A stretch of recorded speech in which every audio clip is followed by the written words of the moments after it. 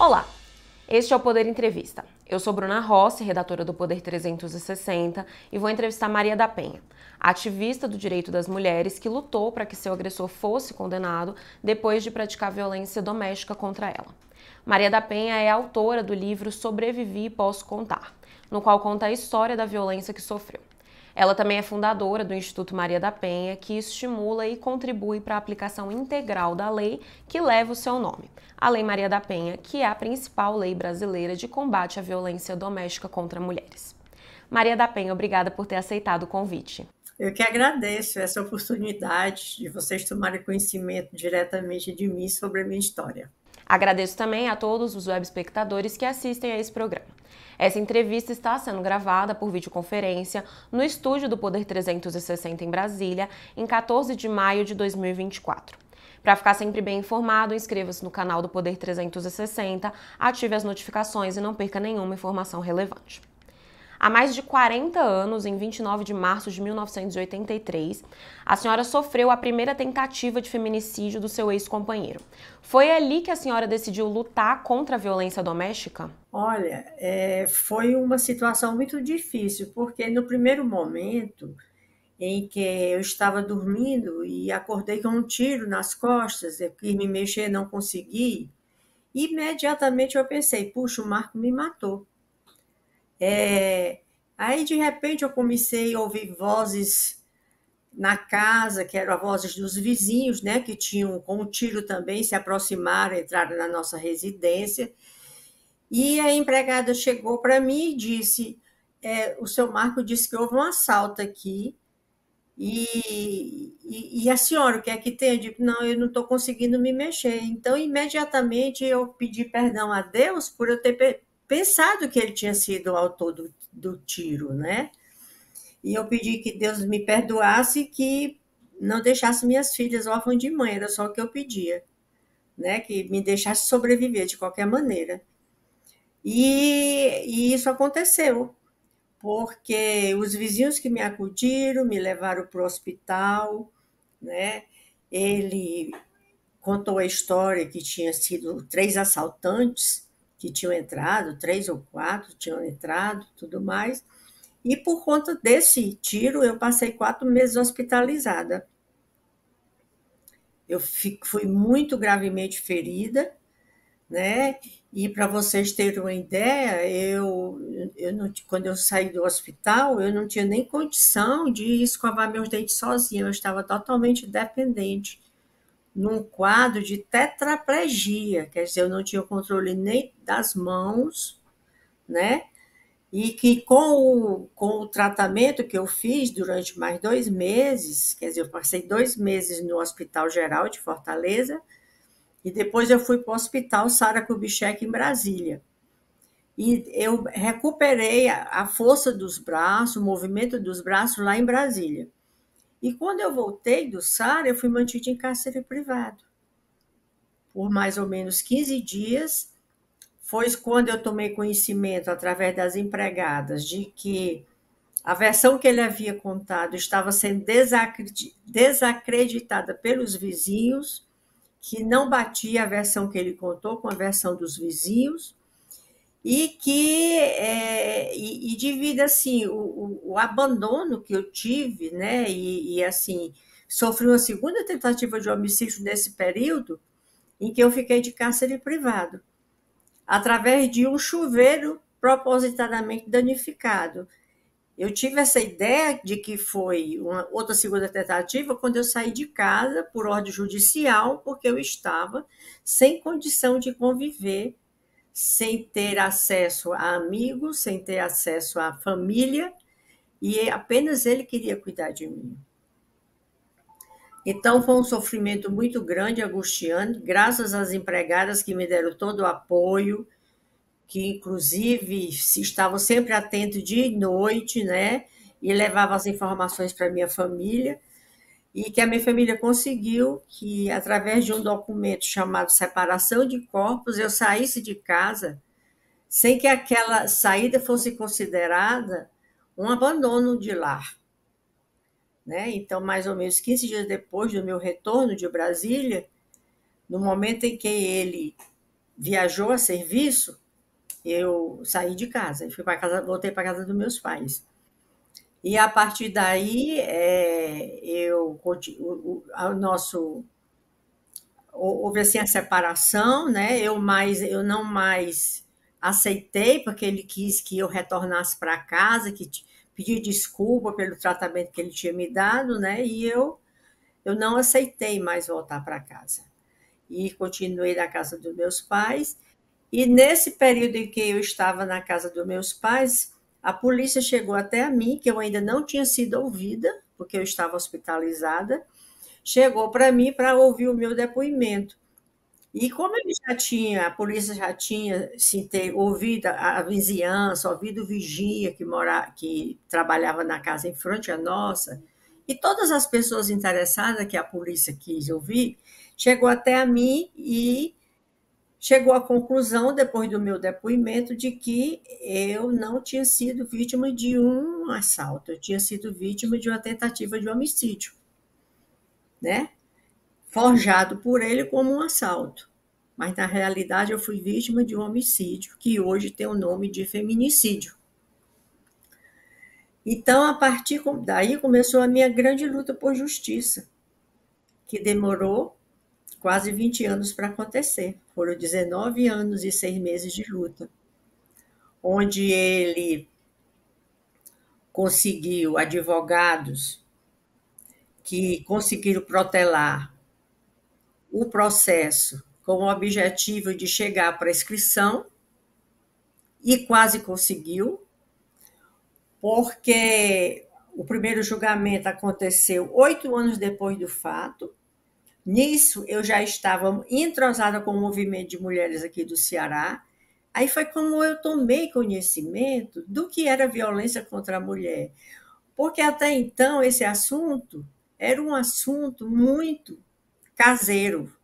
Quer dizer, a gente não tinha esse conhecimento que nós temos hoje, depois que a lei foi criada. Entendeu? Os tipos de violência, né? Não se tinha. A única ideia que se tinha da violência era que dizia o seguinte: quando um vizinho batia na mulher, dizia aquele vizinho é uma pessoa tão boa, mas quando ele bebe, ele bate na mulher. Se ele não bebesse, ele seria um bom homem.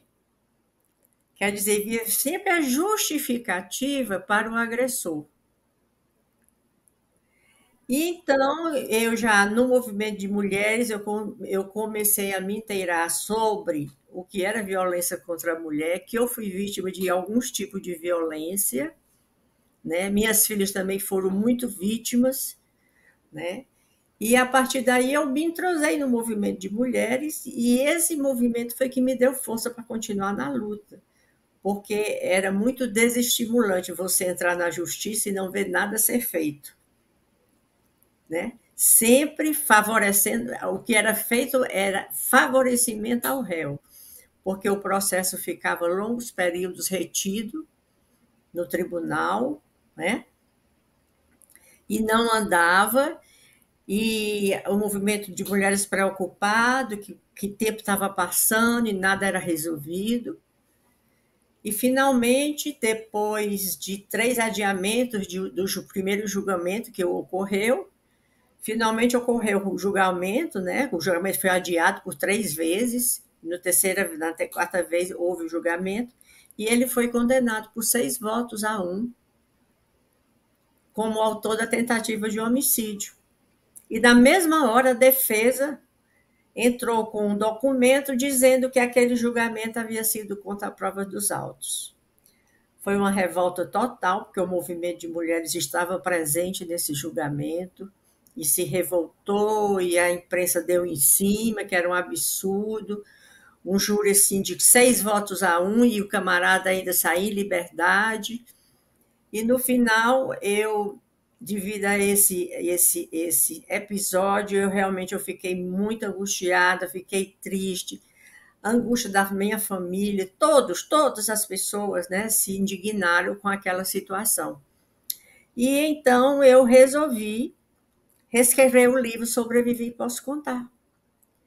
Eu me baseei nos depoimentos contraditórios dele, que estavam nos autos do processo, porque eu tinha cópia de tudo, me baseei nisso e contei a minha história de como eu havia conhecido, como tinha corrido o relacionamento da gente, né? E que naquela época do julgamento eu sabia que o relacionamento aconteceu por um interesse pessoal dele de se fazer um, um, um, um brasileiro, porque ele era colombiano e o nascimento das nossas filhas lhe proporcionou a sua naturalização. E no momento em que ele foi naturalizado, ele mudou totalmente a sua maneira de ser. Aquela maneira cortês, amiga, né? E que eu via qualidades naquele comportamento, a maneira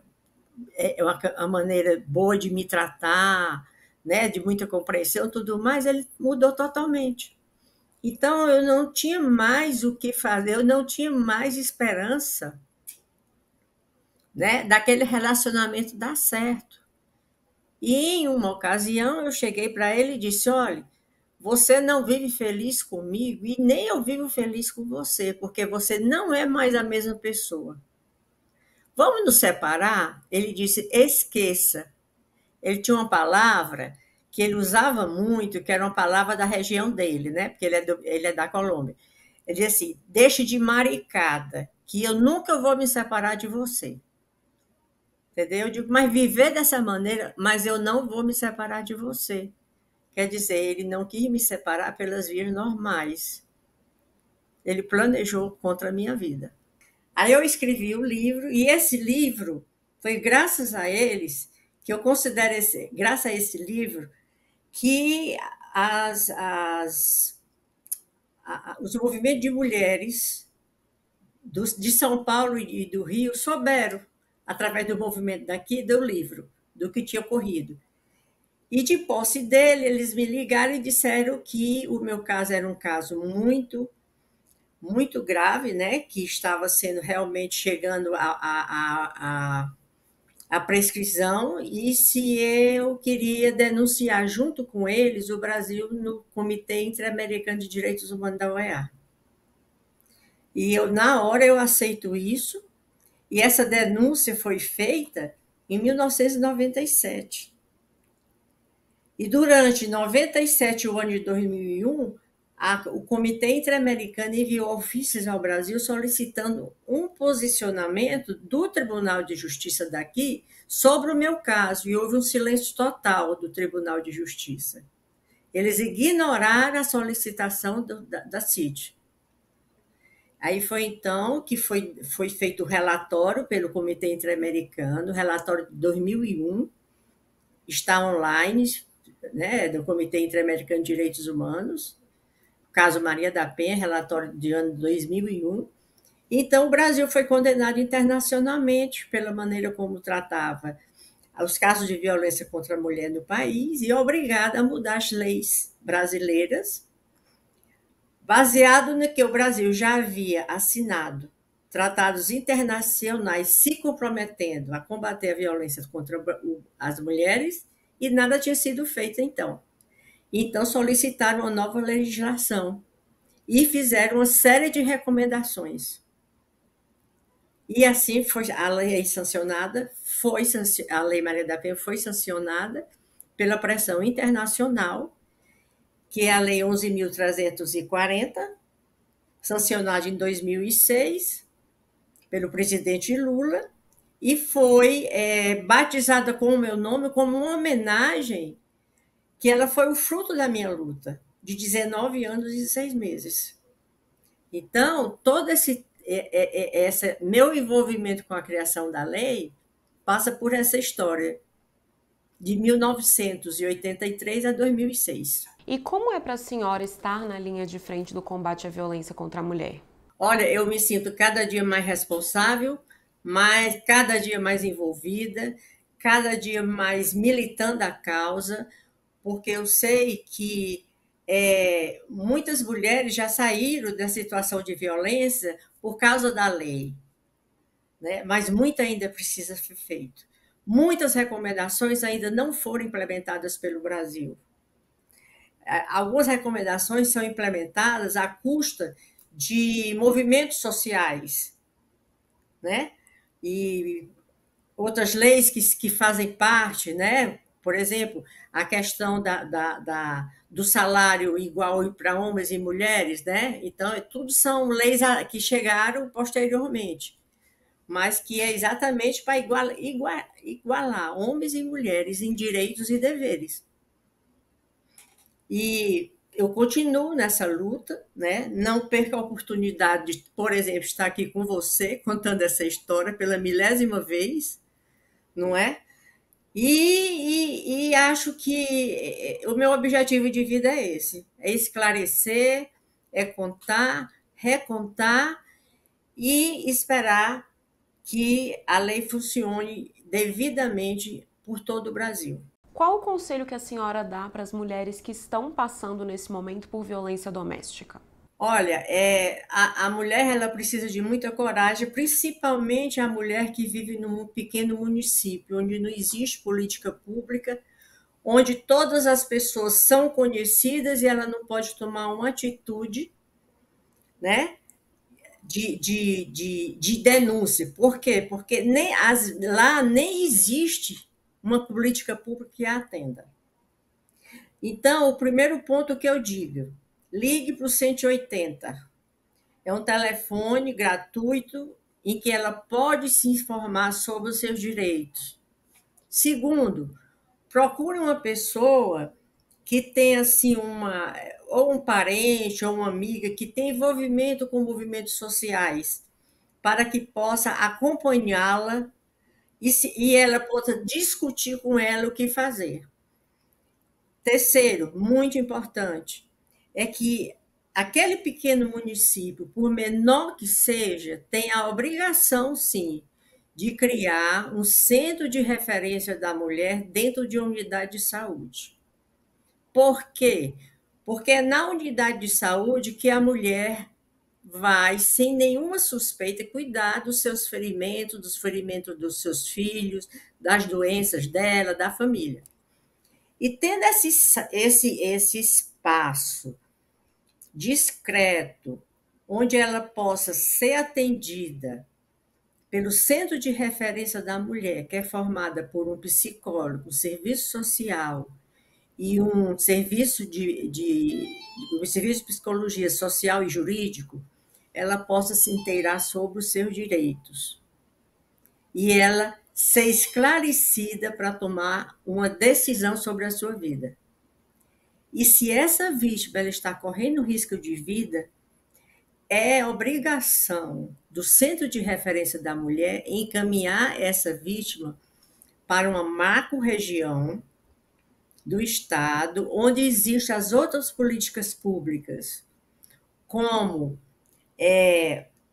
a Delegacia da Mulher, outra política pública muito importante é a Casa-Abrigo,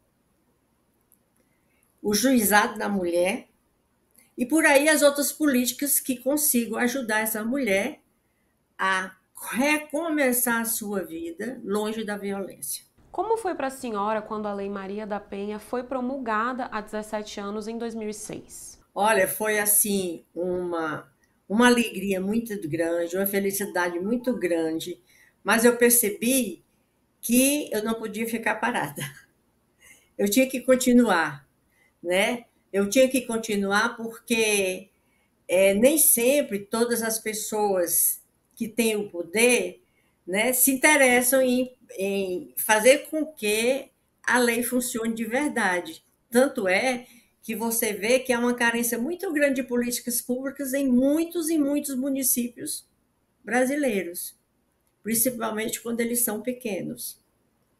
Então, é isso que o movimento de mulheres faz, impulsiona a criação dessas políticas públicas, dá visibilidade para as mulheres daquele município, da importância delas tomarem conhecimento sobre os seus direitos, né? Informar para essas mulheres a importância delas telefonarem, entrarem procurarem, inclusive na escola, pessoas que possam orientá-la. E por falar em escola, uma das lutas do Instituto de fazer valer o artigo 8º da Lei Maria da Penha, que diz que deve haver investimento em educação para a desconstrução das culturas do ódio da sociedade, que são aprendidas e vivenciadas na comunidade e que são consideradas coisas normais. Então, que culturas do ódio são essas? O machismo, o racismo, não é?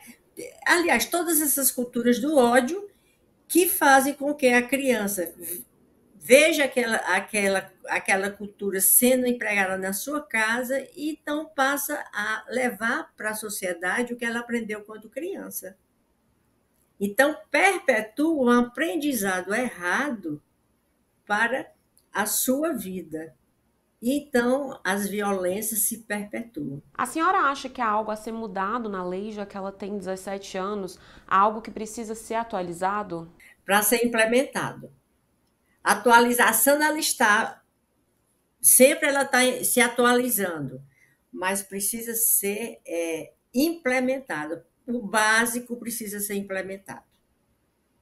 Já existem leis complementares que atendem, sim, né, o básico da Lei Maria da Penha, mas o básico precisa ser implementado, que é aquilo que eu falo, a educação, né, a criação de pelo menos centro de referência na unidade de saúde e as outras políticas públicas nos municípios. No que a senhora acha que a lei conseguiu mudar desde 2006 na violência contra as mulheres?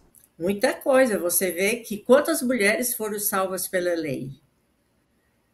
Você vê que muitas mulheres, infelizmente, perderam suas vidas, porque a lei não foi bem implementada. Né? Mas quantas foram salvas? Né? Então, a gente precisa que mais mulheres sejam salvas, e um ponto que eu me pego muito é que a Universidade do Ceará fez, junto com o Instituto Maria da Penha, uma pesquisa onde detectou que para cada vítima de feminicídio ficam 3 crianças na orfandade, 3 filhos na orfandade. Algumas deixam 6, algumas deixam 7, algumas deixam 1. Mas a média é que 3 crianças ficam na orfandade. E eu pergunto, que acompanhamento o Estado tem feito a essas crianças?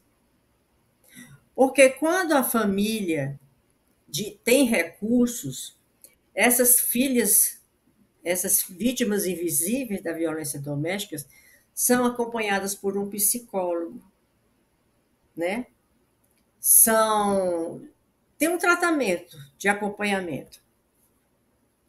Mas a maioria da população não tem recursos. E vamos dizer, que tipo de vida essa criança vai ter? Vai ser acolhida pela família do assassino ou pela família da vítima? Se ela for pela família da vítima, ela pode estar sujeita a ouvir questionamento como: sua mãe morreu porque seu pai não prestava. Sua mãe morreu porque seu pai a matou. Que é verdade. Mas se ela for acolhida pela família do pai, que está revoltada porque o pai está preso, o que é que essa criança vai ouvir? Seu pai matou a sua mãe porque a sua mãe não prestava. Quer dizer, a possibilidade desse questionamento é muito viável, não é? E como é que essas crianças crescem ouvindo essas observações na sua infância e na sua adolescência, sem ter um acompanhamento psicológico? Veja como é complexa a questão do feminicídio. Veja o prejuízo que o feminicídio traz para a sociedade, e principalmente para os filhos do feminicídio. Além da questão da educação nas escolas, quais são, na opinião da senhora, as principais formas para a desconstrução do machismo? Eu acho que a principal, a nível de sociedade, de futuro, é a educação. Mas eu acho que o homem também, os agressores de mulheres que foram presos pela Lei Maria da Penha, precisam participar de grupos reflexivos, que infelizmente são os poucos os que existem. Porque nesses grupos eles são trabalhados o porquê daquela agressão, entendeu? E são colocados que muitas vezes eles estão reproduzindo o que viram na sua infância. Muitos agressores viram seu pai bater na sua mãe, ou seu avô bater na sua avó, e reproduziu a violência que ele aprendeu, o que a gente não quer para as crianças de hoje. A senhora fundou em 2009 o Instituto Maria da Penha. Como que surgiu a ideia de criar o Instituto? Surgiu assim pela demanda, muitos convites, né, para eu estar participando em encontros nas comunidades, em praças públicas, né, para dar o meu depoimento. E eu tive a sorte de encontrar, de ser procurada por uma professora universitária do Recife, a professora Regina Célia, que ela disse que queria me conhecer pessoalmente e viria até Fortaleza, e ela disse: olha, vamos criar o Instituto Maria da Penha. Vamos criar porque a gente tem condição de crescer, fazer uma parceria e crescer. Então, eu já tinha uma menina que hoje é uma moça que é a nossa, atualmente ela é superintendente do Instituto Maria da Penha, que ela já me prestava uma assessoria voluntária, né? Me ajudava a tomar algumas decisões, algumas coisas. Então, juntou-se a professora Regina com a, com a, com a, com a Conceição de Maria e trabalharam, foram capacitadas para a formação do Instituto, né? E assim, durante um ano, houve essa capacitação, esse entendimento, e elas criaram o Instituto, né? Eu fui a fundadora e elas cofundadoras também, né? Com um grupo, né? E assim, e que até hoje funciona, graças a Deus, e tem crescido. Qual o papel do Instituto? A senhora pode explicar um pouco sobre a atuação dele para o web espectador? Olha, nós trabalhamos muito a questão da educação. Nós temos um projeto lançado aqui em Fortaleza e que está sendo lançado em outros estados já estão sendo copiados, que é a Prateleira Maria da Penha nas escolas ou instituições. A escola pode ser pública ou privada, né? Que são cartilhas existentes desde a criação da lei que colocam o beabá, desde quando a lei foi criada, entendeu? Comentários, o que é violência, como denunciar uma violência, coisas básicas, né? E, além disso, também a gente indica alguns livros, né, que servem para fazer parte dessa prateleira, e essa prateleira está com um ano que ela está sendo expandida muito rapidamente, entendeu?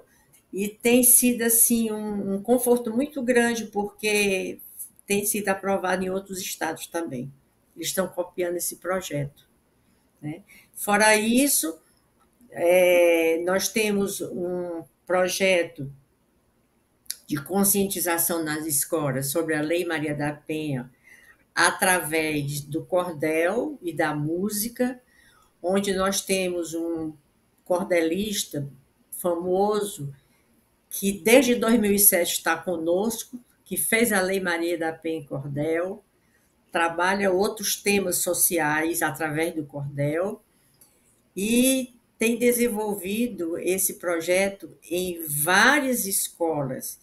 Já desenvolveu nas escolas do Piauí, em escolas de outros estados, nas escolas aqui do Ceará, em algumas escolas, e nas escolas de Fortaleza e algumas outras cidades do Ceará. Inclusive já foi para o exterior também, recebeu o prêmio sobre o trabalho que ele desenvolve, é o Tião Simpatia, né?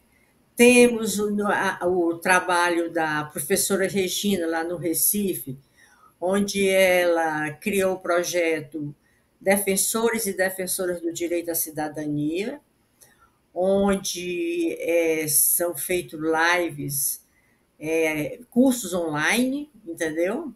E que são abertos para quem quiser assistir, geralmente o grupo os defensores, os promotores, advogados estão presentes nesse curso, né, que é muito interessante. Já há alguns anos esse curso, acho que o primeiro curso foi feito em 2009, se eu não me engano, mas que cada vez cresce mais. E assim, né, a gente participa, o Instituto, com palestras, com workshops, apresenta soluções para as empresas, que tem muitas empresas que sentem que o rendimento delas, quando ela tem funcionárias que sofrem violência doméstica, há uma queda no rendimento dessa funcionária, no trabalho dessa funcionária. E então é colocado situações em que essa funcionária pode ser ajudada pela empresa, né? Às vezes, muitas vezes, sendo transferida essa funcionária para um outro estado, se a empresa existe em outro estado, ou um apoio para que essa funcionária... Aí cria-se um mecanismo, né, que podem ser criados para que essa mulher saia daquela situação de violência, essa funcionária. E há algum novo projeto que a senhora pretende ainda implementar no Instituto Maria da Penha? Olha, sempre surgem convites, né, que são analisados pela equipe pedagógica do Instituto, certo? Quando surgem. E dependendo da importância e do alcance, claro que a gente está aberto para ampliar, né, o nosso trabalho de informação e de apoio às mulheres. Chega ao final essa edição do Poder Entrevista. Em nome do Jornal Digital Poder 360, eu agradeço à ativista do direito das mulheres, Maria da Penha, por ter aceitado o convite. Eu que agradeço a sua oportunidade, viu, de falar do que a gente faz, né, do trabalho que é cotidiano. Nos tira muitas noites de sono, porque às vezes a gente quer resolver um problema e não consegue, mas no final dá certo, né? E o que a gente quer é crescer sempre e sempre estar contribuindo para que as mulheres vivam longe da violência. Agradeço também a todos os webespectadores que assistiram a esse programa. Essa entrevista foi gravada por videoconferência no estúdio do Poder 360 em Brasília, em 14 de maio de 2024. Para ficar sempre bem informado, inscreva-se no canal do Poder 360, ative as notificações e não perca nenhuma informação relevante. Obrigada e até a próxima. Poder Monitor. Acesse agora e ganhe 30 dias grátis.